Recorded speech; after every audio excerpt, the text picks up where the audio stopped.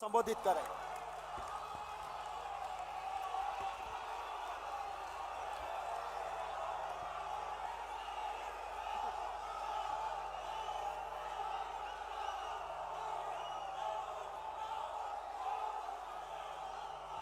खारगे जी, सोनिया गांधी जी, भूपेश बघेल जी, केसी वेणुगोपाल जी,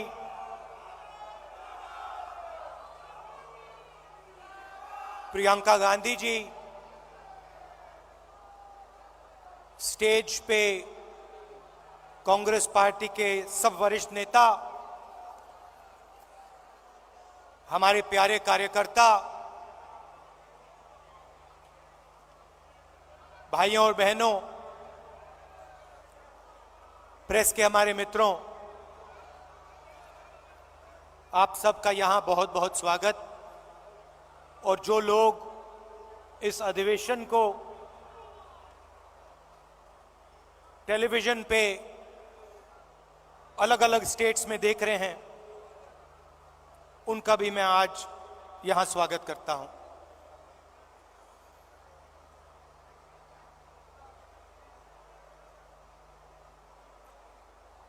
चार महीने कन्याकुमारी से श्रीनगर तक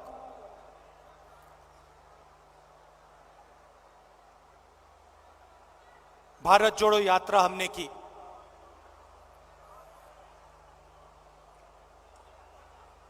वीडियो में आपने मेरा चेहरा देखा, मगर हमारे साथ लाखों लोग चले थे। हर स्टेट में चले,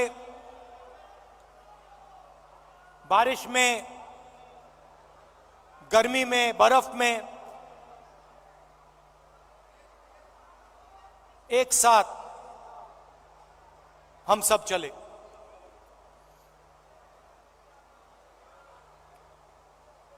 बहुत कुछ सीखने को मिला। अभी जब मैं वीडियो देख रहा था, मुझे बातें याद आ रही थी।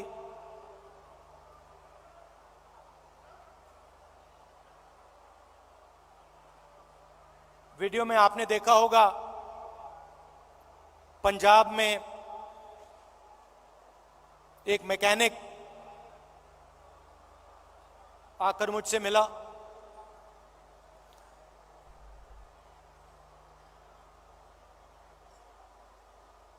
मैंने उसके हाथ पकड़े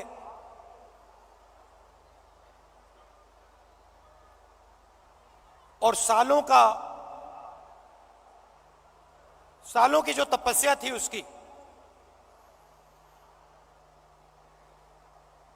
सालों का जो दर्द था,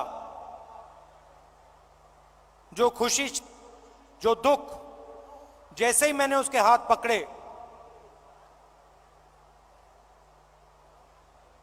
हाथों से मैंने बात पहचानी।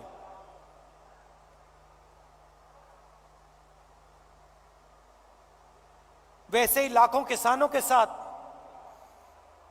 जैसे ही हाथ पकड़ते थे, जैसे ही हाथ मिलाते थे, गले लगते थे, एक ट्रांसमिशन सा हो जाता था। शुरुआत में बोलने की जरूरत होती थी, क्या करते हो, कितने बच्चे हैं,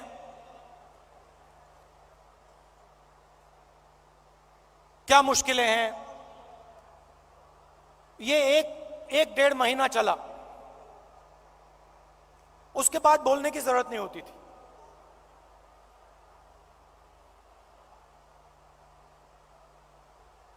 जैसे ही हाथ पकड़ा,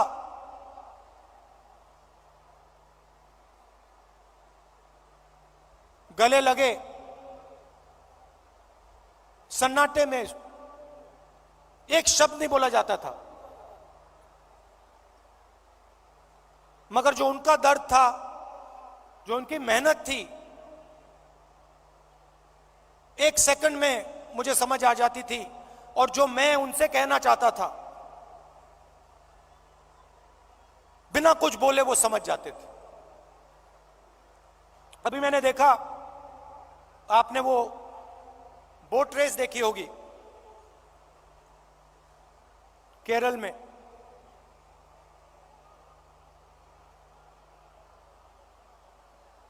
उस समय जब मैं बोट में बैठा था,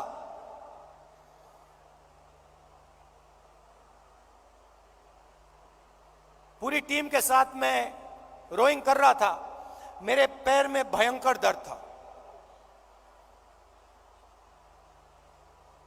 मैं उस फोटो में मुस्कुरा रहा हूं, मगर मेरे दिल के अंदर रोना आ रहा था, इतना दर्द था।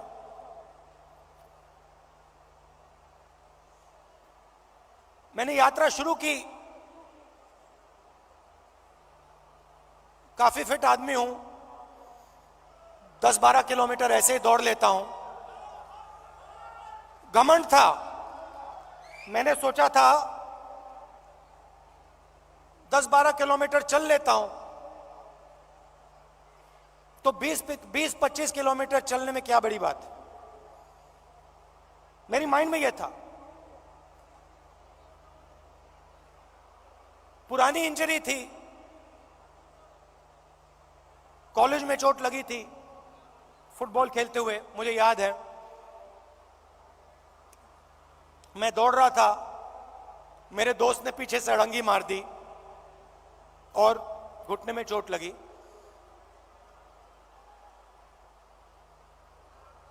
दर्द गायब हो गया था, सालों के लिए दर्द गायब था, और अचानक जैसे ही मैंने यात्रा शुरू की, दर्द वापस आ गया।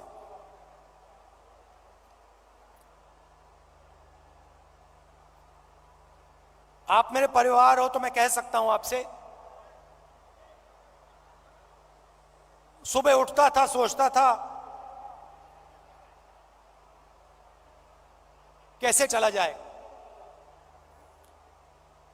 और फिर उसके बाद सोचता था कि भाई 25 किलोमीटर नहीं, 3,500 चलने, केरला की बात है, 3,500 किलोमीटर चलने हैं, कैसे चलूंगा।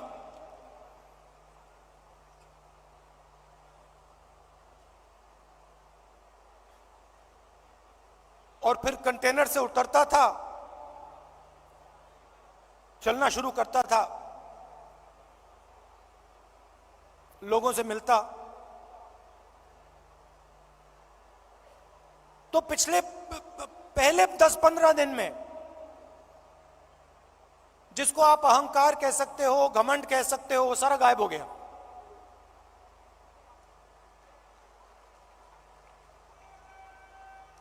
क्यों गायब हुआ?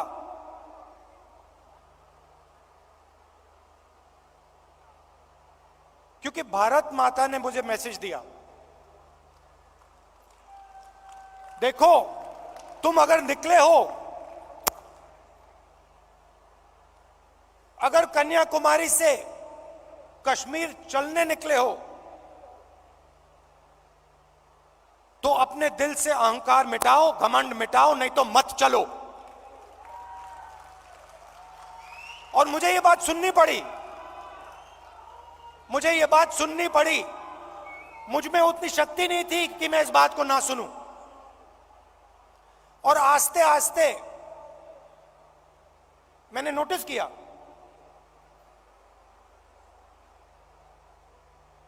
मेरी आवाज चुप होती गई। पहले किसान से मिलता था, मैं उसको अपना ज्ञान समझाने की कोशिश करता था। थोड़ी जो मुझ में जानकारी है खेती के बारे में, मनरेगा के बारे में,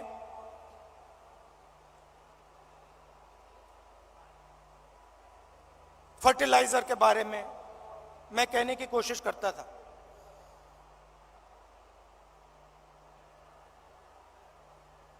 आस्ते आस्ते ये सब बंद हो गया।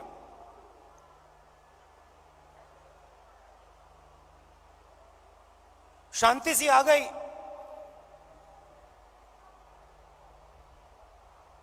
और सन्नाटे में मैं सुनने लगा।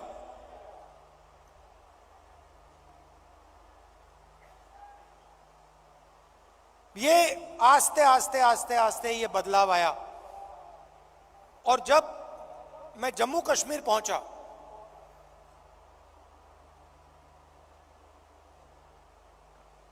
वो भी अजीब सी बात थी। जब मैं जम्मू कश्मीर पहुंचा,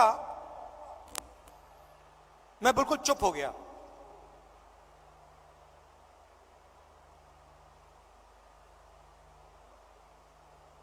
कह लो जैसे मेडिटेशन करता है प्रियंका और मैं, विपासना करते हैं, वैसी बात हो गई कि बिल्कुल चुप हो गया मैं।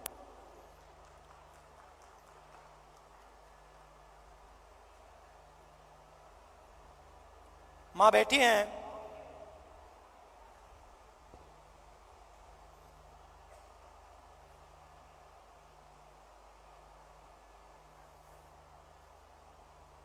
मैं छोटा सा था, 1977 की बात है।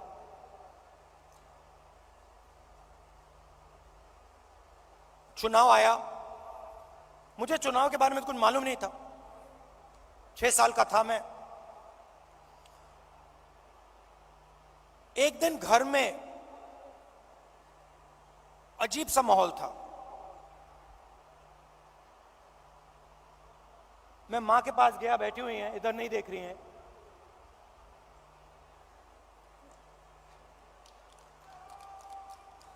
मां के पास गया, मैंने मां से पूछा मम्मी क्या हुआ? और मां कहती हैं हम घर छोड़ रहे हैं। तब तक मैं सोचता था कि वो घर हमारा था। तो मैंने मां से पूछा, मां हम अपने घर को क्यों छोड़ रहे हैं?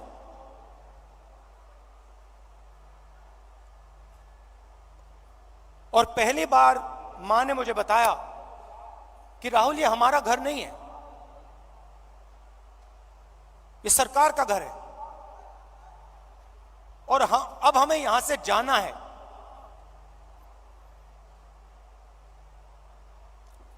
मैंने मां से पूछा, मां कहां जाना है? कहती है नहीं मालूम।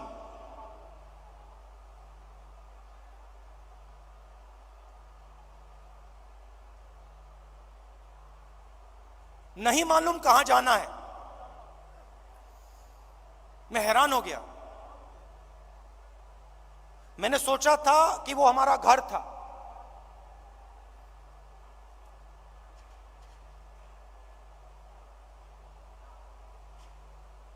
बावन साल हो गए,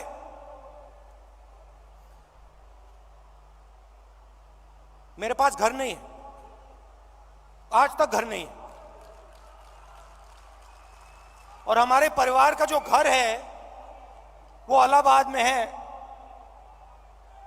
वो भी हमारा घर नहीं है। तो जो घर होता है उसके साथ मेरा बड़ा अजीब सा रिश्ता है। मैं 12 तुगलक लेन में रहता हूं, मगर मेरे लिए वो घर नहीं है। तो जब मैं निकला, कन्याकुमारी से निकला,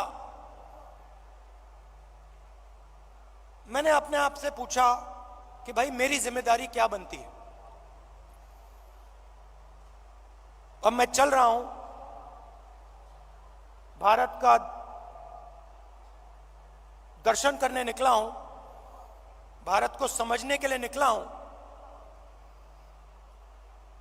हजारों लाखों लोग चल रहे हैं, भीड़ है, मेरी क्या जिम्मेदारी है?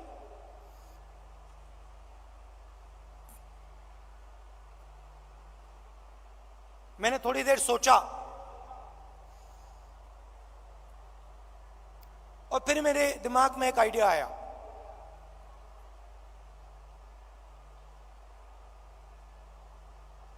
मेरे ऑफिस के लोगों को मैंने बुलाया जो मेरे साथ थे, मेरे साथ चल रहे थे। मैंने उनको कहा, देखिए यहां पे हजारों लोग चल रहे हैं,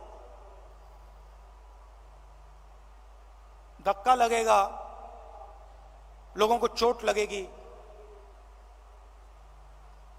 बहुत भीड़ है, हमें एक काम करना है। मेरे साइड में, मेरे सामने 20-25 फुट आगे, इस तरफ 20-25 फुट, इस तरफ 20-25 फुट, ये जो जगह है, ये जो खाली जगह है जिसमें हिंदुस्तान के लोग आएंगे, हमसे मिलने आएंगे,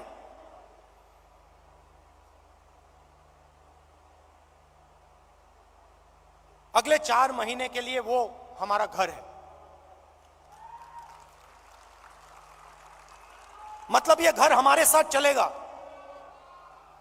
सुबह 6 बजे से शाम 7 बजे तक ये घर हमारे साथ चलेगा। और मैंने सबसे कहा, देखिए इस घर में जो भी आएगा, अमीर हो गरीब हो,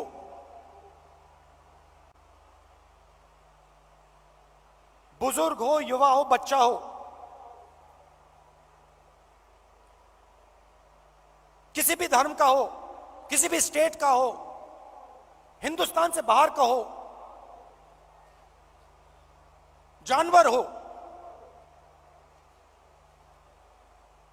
उसको यह लगना चाहिए कि मैं आज अपने घर आया हूं।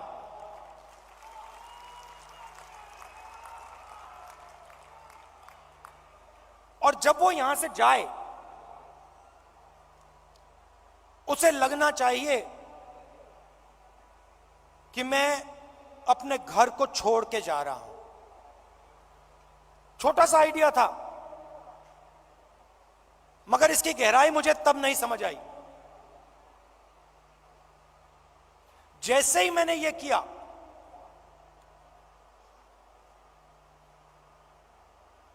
जिस दिन मैंने यह किया, उस दिन यात्रा बदल गई, जादू से बदल गई।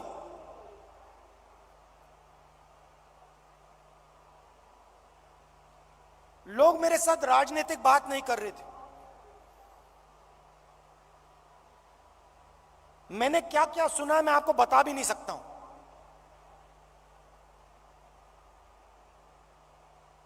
हिंदुस्तान की महिलाओं ने मुझे क्या कहा है इस देश के बारे में, मैं आपको बता नहीं सकता हूं।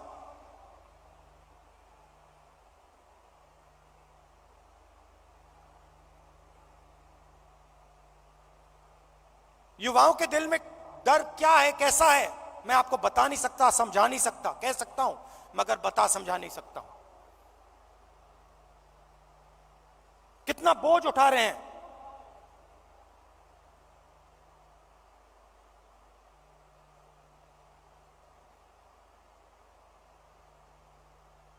तो बिल्कुल रिश्ता बदल गया। एक उदाहरण देता हूं,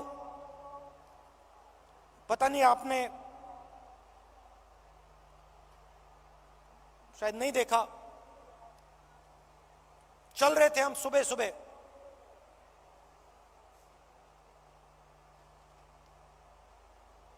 साइड में एक महिला भीड़ में खड़ी थी।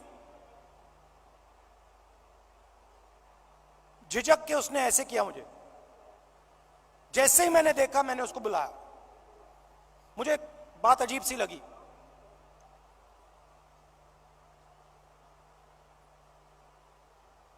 मेरे पास आई, मैंने हाथ पकड़ा, मुझे एकदम मालूम पड़ गया कि कुछ ना कुछ गलत है। जैसे मैं प्रियंका का हाथ पकड़ता हूं, वैसे मैंने उसका हाथ पकड़ा था। कोई फर्क नहीं। मैंने सोचा उस समय, मैंने उस समय सोचा ये मेरी बहन नहीं है, ये मैं क्या कर रहा हूं? जो मेरा प्यार मेरी बहन के लिए है, मैं इसको कैसे दे रहा हूं? अजीब सा लगा।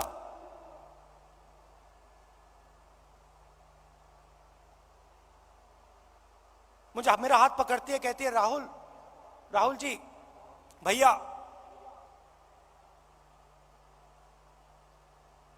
मैं आपसे मिलने आई हूं।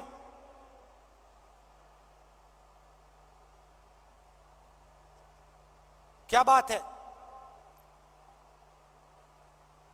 मेरा पति मुझे मार रहा है, पीट रहा है।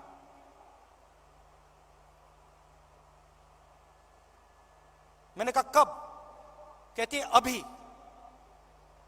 अभी वो मुझे मार रहा था, मैं घर से भागी हूं आपसे मिलने। तो मैंने कहा कि पुलिस को बुलाएं। कहती है नहीं नहीं नहीं, पुलिस को नहीं बुलाइए।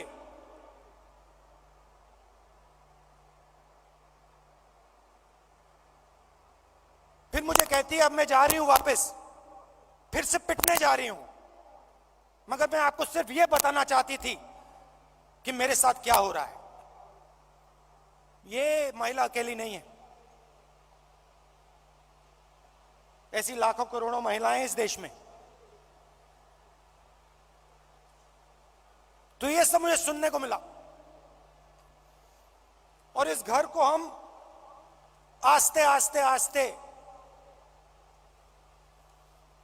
जम्मू कश्मीर तक ले गए।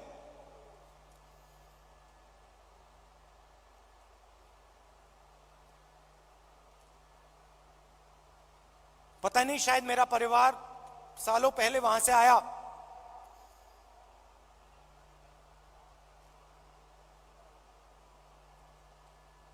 मैंने सोचा कि अजीब सी बात है, कन्याकुमारी से कश्मीर तक मैं ये इस छोटे से घर को ले जा रहा हूं, और यहां मुझे लग रहा है कि मैं वापस अपने घर जा रहा हूं।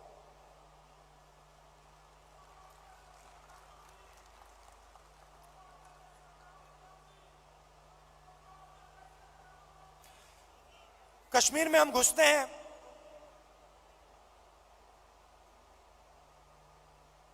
वैली से पहले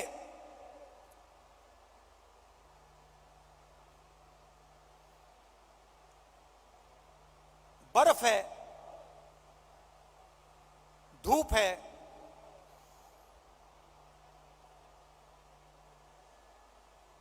जैसे आज, और हजारों लोग हमारे साथ चल रहे हैं।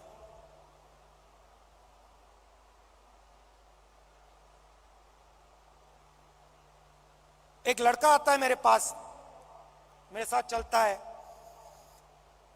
और मुझसे कहता है राहुल जी, मैं आपसे एक सवाल पूछना चाहता हूं। मैंने कहा क्या? कहता है राहुल जी, जब कश्मीर के लोगों को दुख होता है, जब हमारे दिल में चोट लगती है,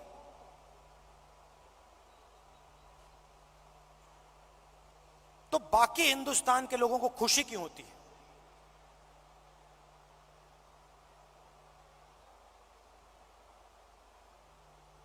मैंने कहा गलतफहमी में हो, ऐसी कोई बात नहीं है। मैं कन्याकुमारी से यहां तक आया हूं, मैं दावा देके कह सकता हूं कि करोड़ों लोगों के दिल में यह भावना नहीं है। करोड़ों लोग हर हिंदुस्तानी के दर्द के साथ, हर हिंदुस्तानी के साथ खड़े हैं। चुने हुए लोग हैं, मैंने कहा चुने हुए लोग हैं जो खुश होते हैं।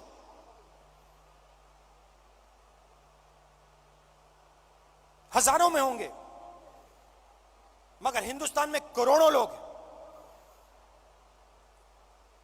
मेरी आंख में आंख मिलाता है, कहता है राहुल जी, आज आपने मुझे बहुत खुश कर दिया।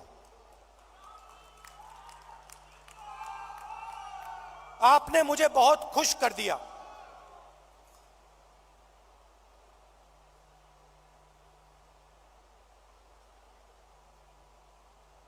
बातचीत करते हुए मैं देख रहा था, चारों ओर तिरंगा। सड़क पे तिरंगा, पहाड़ों पे तिरंगा, पीछे तिरंगा, आगे तिरंगा, सब जगह तिरंगा।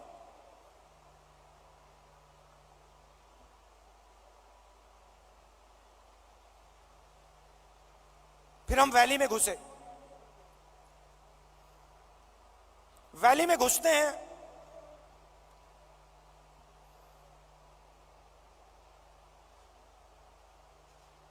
बादल छा जाते हैं,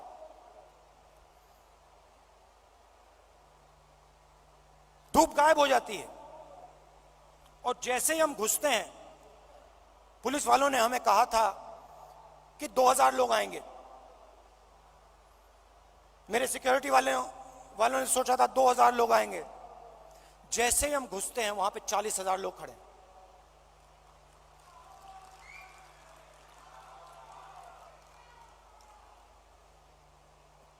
जैसे ही पुलिस वालों ने 40,000 लोगों को देखा, रस्सी छोड़ के भाग गए। हम देख रहे हैं, जिसको रोप पार्टी कहते हैं, वो सब गायब हो गई।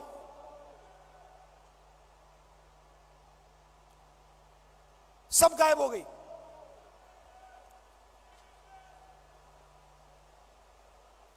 मैं देख रहा था,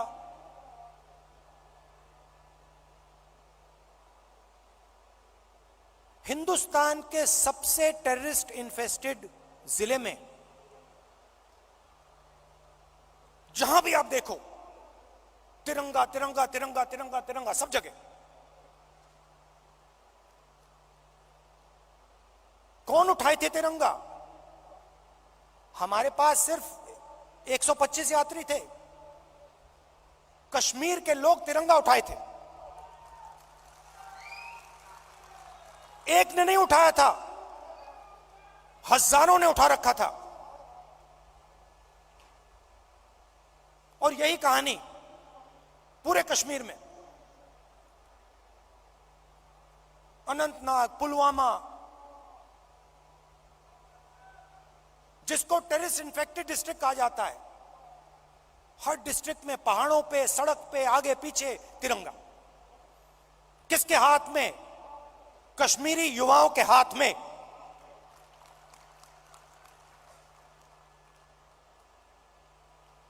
सीआरपीएफ के लोग मुझसे कह रहे, भैया ये तो हमने कभी जिंदगी में नहीं देखा, ये क्या हो गया?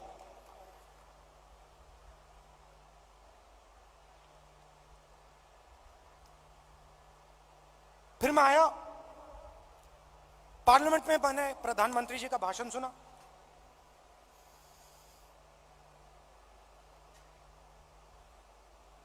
कहते हैं कि मैंने भी जाके लाल चौक में तिरंगा फहराया था।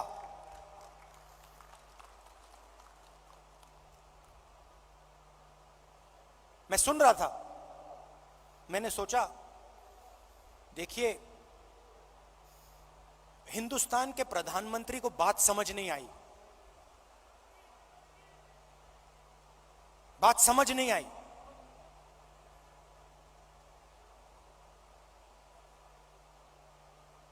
नरेंद्र मोदी जी ने बीजेपी के 15-20 लोगों के साथ जाकर लाल चौक पे तिरंगा फहराया। भारत जोड़ो यात्रा ने लाखों कश्मीरी युवाओं के हाथ से तिरंगा फहराया।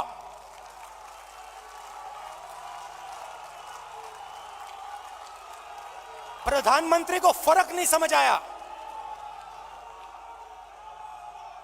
हमने हिंदुस्तान की भावना, इस झंडे की भावना जम्मू कश्मीर के युवाओं के अंदर डाल दी। आपने अपने झंडे की भावना जम्मू कश्मीर के युवाओं से छीन ली। यह फर्क है हम में और आप में।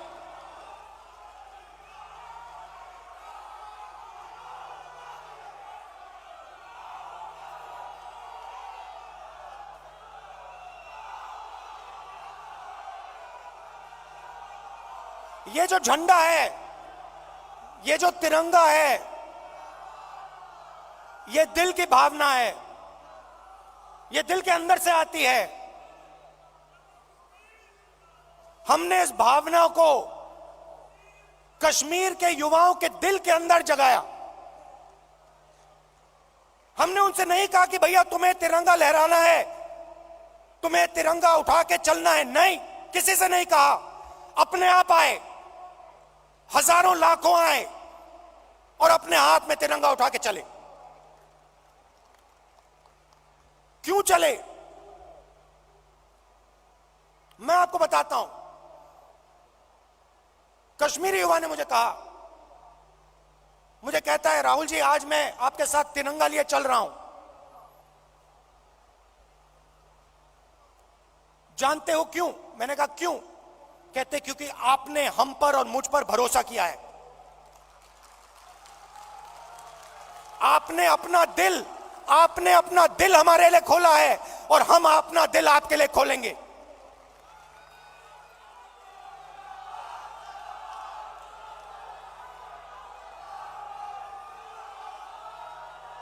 यह फर्क है।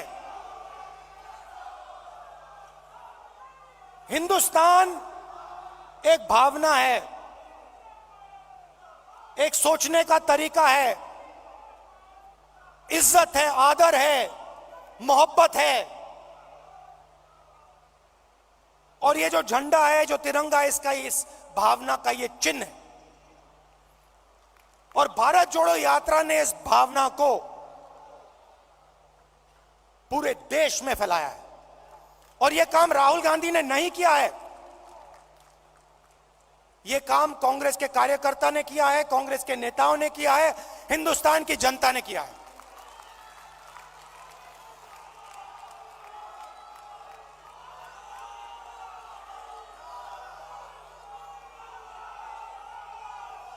अब देखिए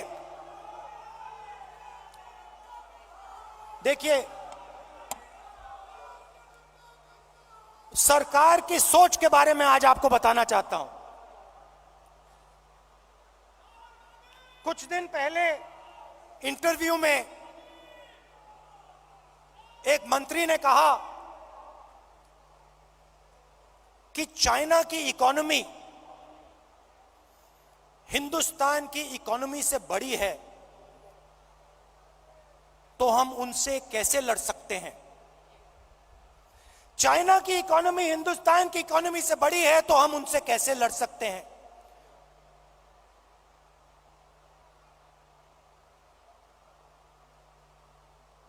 जब अंग्रेज हम पर राज करते थे, क्या उनकी इकोनॉमी हमारी इकोनॉमी से छोटी थी?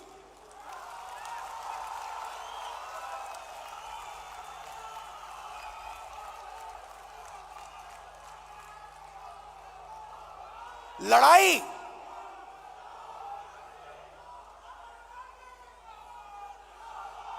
इसका मतलब जो आपसे शक्तिमान है उससे आप लड़ो ही मत, जो आपसे कमजोर है उसी से लड़ो।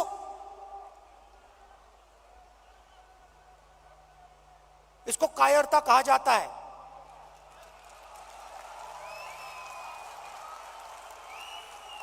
सावरकर की विचारधारा अगर जो आपके सामने आपसे तगड़ा है, मजबूत है, तो उसके सामने अपना सिर झुका दो, मत्था टेक दो। हिंदुस्तान के मंत्री कह रहे हैं, हिंदुस्तान का मंत्री चाइना से कह रहा है कि आपकी इकोनॉमी हमसे बड़ी है, तो हम आपके सामने खड़े नहीं हो सकते हैं। इसको क्या नेशनलिज्म कहते हैं? इसको देशभक्ति कहते हैं क्या? ये कौन सी देशभक्ति है? ये कौन सी देशभक्ति है? जो आपसे कमजोर है उसको आप मारो, और जो आपसे मजबूत है उसके सामने आप झुक जाओ। शब्द है इसके लिए। महात्मा गांधी कहते थे,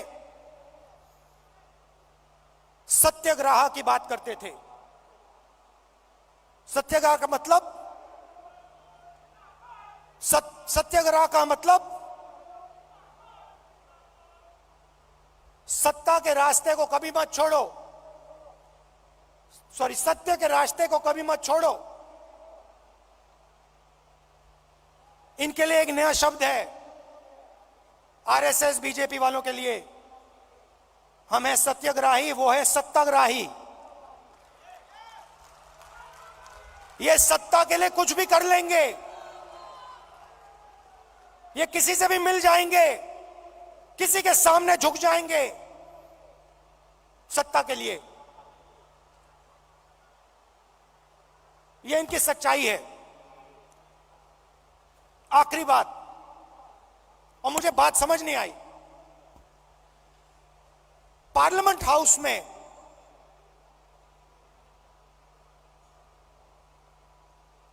मैंने एक उद्योगपति पे आक्रमण किया, अदानी जी पे मैंने आक्रमण किया। मैंने कहा कि अदानी जी 609 नंबर से दूसरे नंबर तक कैसे पहुंचे। आपकी जो फॉरेन पॉलिसी बनती है, चाहे वो बांग्लादेश हो, चाहे वो इजराइल हो, ऑस्ट्रेलिया हो, श्रीलंका हो, सब जगह उनको फायदा मिलता है। इजराइल में सारे के सारे डिफेंस के कॉन्ट्रैक्ट मिल गए। श्रीलंका में एक व्यक्ति कहता है कि राजापाक्सा जी ने उन्हें कहा कि नरेंद्र मोदी जी ने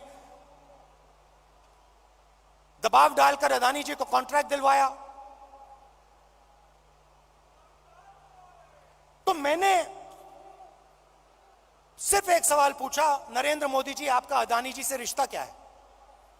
मैंने और कुछ नहीं कहा, मैंने सिर्फ सवाल पूछा, भैया बता दो रिश्ता क्या है। और मैंने ऐसे फोटो दिखाई, उसमें नरेंद्र मोदी जी ऐसे बैठे हैं। नरेंद्र मोदी जी अदानी जी के हवाई जहाज में रिलैक्स करते हुए दिख रहे हैं। तो मैंने पूछा, भैया बता दीजिए रिश्ता क्या है।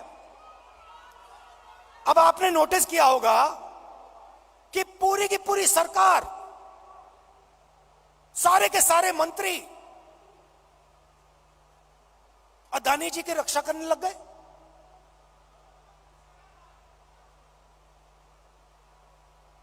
अदानी जी की रक्षा करने लग गए। कहते हैं जो अदानी जी पे आक्रमण करता है वो देशद्रोही है। मतलब अदानी जी देश के सबसे बड़े देशभक्त बन गए। और बीजेपी और आरएसएस इस व्यक्ति की रक्षा कर रही है। सवाल यह उठता है, रक्षा क्यों कर रही है? क्या है इस अदानी में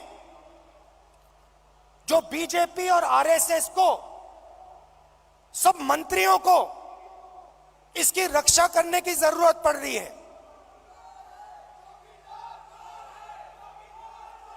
नहीं, सुनिए, और सबसे बड़ा सवाल ये जो शेल कंपनीज हैं,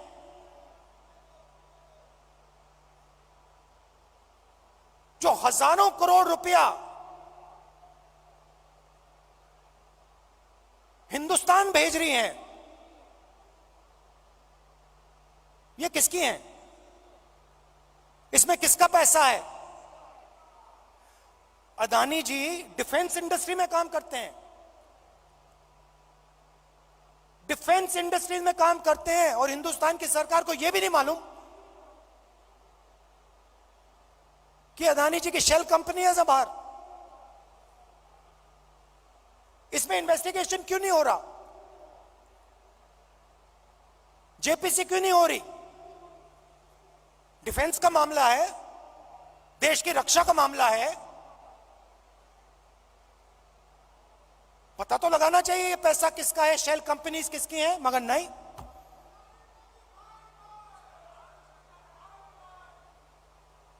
तो ये बहुत बड़ा सवाल है। एलआईसी का इन्वेस्टमेंट है, उनका नुकसान हुआ है। ऑस्ट्रेलिया में फोटो दिखती है, नरेंद्र मोदी जी बैठे हैं, स्टेट बैंक चेयरमैन बैठे हैं, वहां के चीफ मिनिस्टर बैठे हैं, अदानी जी बैठे हैं एक मेज पर। स्टेट बैंक $1 बिलियन का लोन दे रहा है। नरेंद्र मोदी जी उस मेज पे क्यों बैठे हैं? क्या लेना देना नरेंद्र मोदी जी का स्टेट बैंक और अदानी के बीच में? क्या लेना देना?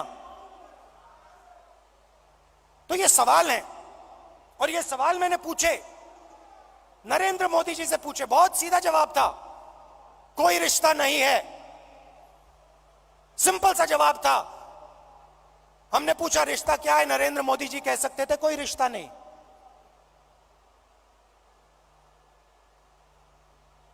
मगर रिश्ता है।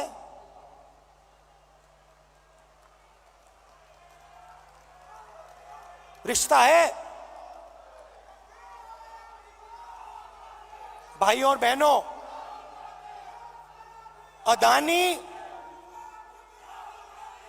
अदानी जी और मोदी जी एक हैं।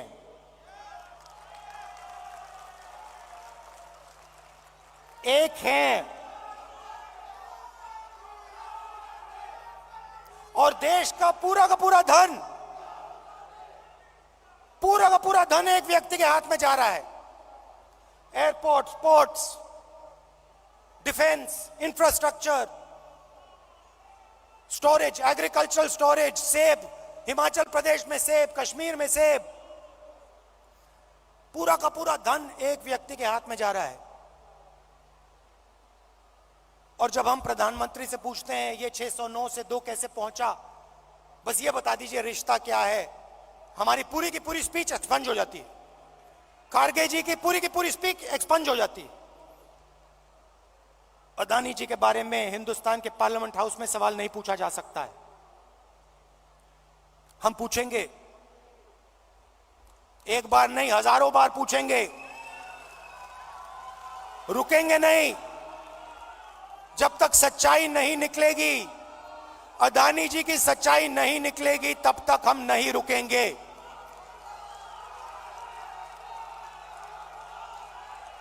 क्योंकि, और इसका एक कारण है भाई और बहनों, और खास तौर से जो लोग अदानी जी की कंपनी में काम करते हैं, उनसे मैं कहना चाहता हूं, ये आपकी जो कंपनी है, ये देश को नुकसान पहुंचा रही है। ये देश के पूरे इंफ्रास्ट्रक्चर को छीन रही है। भाइयों और बहनों, याद रखिए, आजादी की लड़ाई भी ईस्ट इंडिया कंपनी के खिलाफ हुई थी। वो भी एक कंपनी थी। उस कंपनी ने भी हिंदुस्तान का सारा धन, सारा इंफ्रास्ट्रक्चर,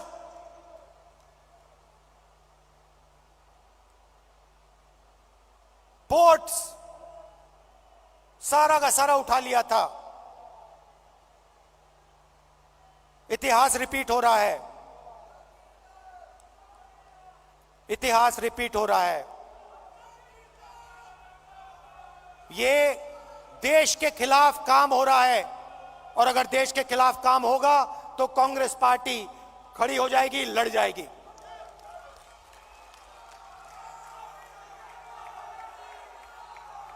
आखिरी बात कहना चाहता हूं, देखिए, यह पार्टी तपस्वियों की पार्टी है। यह पुजारियों की पार्टी नहीं है। यह तपस्वियों की पार्टी है। यह तपस्या की पार्टी है। और आपने देखा छोटी सी तपस्या की, 4 महीने की तपस्या की, और आपने देखा कांग्रेस पार्टी में कैसी जान आई, कांग्रेस पार्टी के कार्यकर्ता में कैसी जान आई, देश में कैसी जान आई। तपस्या बंद नहीं होनी चाहिए।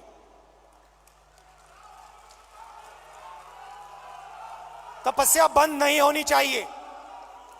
प्रोग्राम चलना चाहिए, तपस्या का प्रोग्राम होना चाहिए, उसमें हर कांग्रेस के कार्यकर्ता को शामिल होना चाहिए, हर नेता को शामिल होना चाहिए। उस प्रोग्राम में दर्द लगना चाहिए, मुश्किल होनी चाहिए, पसीना निकलना चाहिए, चोट लगनी चाहिए। खारगे जी कांग्रेस के प्रेसिडेंट हैं, सीनियर नेता बैठे हैं, तपस्या का प्रोग्राम बनाइए।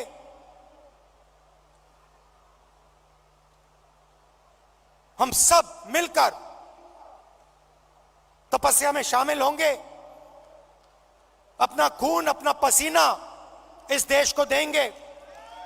और जैसे मैं आपको गारंटी देता हूं, जैसे ही हम तपस्या में खड़े हो जाएंगे, पूरा का पूरा हिंदुस्तान हमारे साथ तपस्या में खड़ा हो जाएगा, क्योंकि यह देश तपस्वियों का है।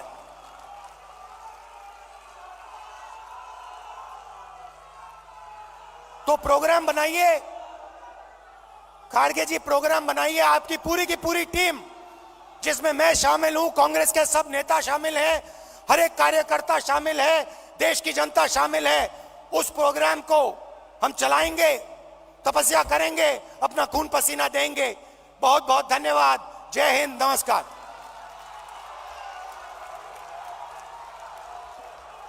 बहुत बहुत शुक्रिया राहुल जी।